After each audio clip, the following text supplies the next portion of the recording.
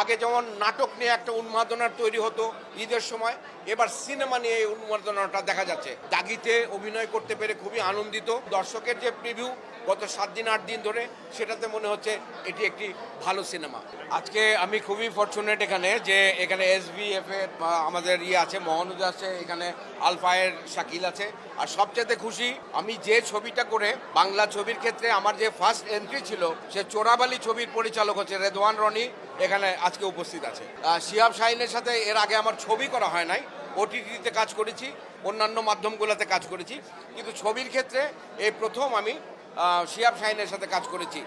শাকিলের ব্যাপারটা হচ্ছে যে শাকিলের যতগুলো ছবি আছে কেমন করে যেন আমি ওখানে ঢুকে যাই, তো সেখানে এবারও আমি আছি। তাণ্ডব হচ্ছে এখানে, দাগি হচ্ছে, এর আগে সুরঙ্গ হয়েছে, সুরঙ্গতেও আমি ছিলাম। এবং পরবর্তী যে কথাটা এর আগে বলে গেল যে আরও যে 2-3টা ছবি, সেটা তুফান ছিল বা প্রিয়তমা ছিল, এই ছবিগুলোতেও আমি ছিলাম। তো এইবারের ঈদের সবচেয়ে মজার যে বিষয়, 6টা ছবি মুক্তি পেয়েছে এবং 6টা ছবি নিয়েই দর্শকের আগ্রহ হয়েছে।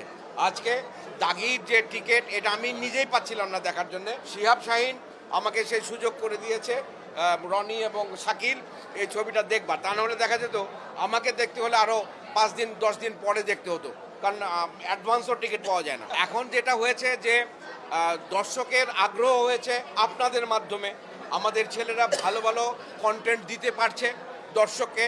দর্শক কিন্তু আগে যেমন নাটক নিয়ে একটা উন্মাদনার তৈরি হতো ঈদের সময়, এবার সিনেমা নিয়ে এই উন্মাদনাটা দেখা যাচ্ছে। গত 2-3 বছর ধরেই দেখা যাচ্ছে, এইবার অনেক ব্যাপকভাবে দেখা যাচ্ছে। এই স্রোত যদি চলতে থাকে তাহলে আপনারা সকলেই জানেন যে আমাদের দেশে সিনেমা হলের সংখ্যা কমে গেছে। সিনেমা হলের মুখী যদি দর্শক হয় তাহলে সিনেমা হলের সংখ্যা বাড়বে, ভালো ভালো ছবি তৈরি করবে। প্রডিউসাররা যখনই টাকাটা ফেরত পাবে তখন তারা আরও ভালো ভালো ছবি তৈরি করবে এবং দর্শকদেরকে সেটা উপহার দেবে। আমি দাগিতে অভিনয় করতে পেরে খুবই আনন্দিত। আমি আপনাদের মতোই যারা এখানে ছবি দেখেন নাই, আমিও দেখি নাই, আপনাদের সাথে নিয়ে আমরা ছবিটা দেখব। আপনারা বিচার করবেন যে ছবিটা কেমন হলো না হলো। তবে দর্শকের যে প্রিভিউ গত 7-8 দিন ধরে, সেটাতে মনে হচ্ছে এটি একটি ভালো সিনেমা। ধন্যবাদ সবাইকে।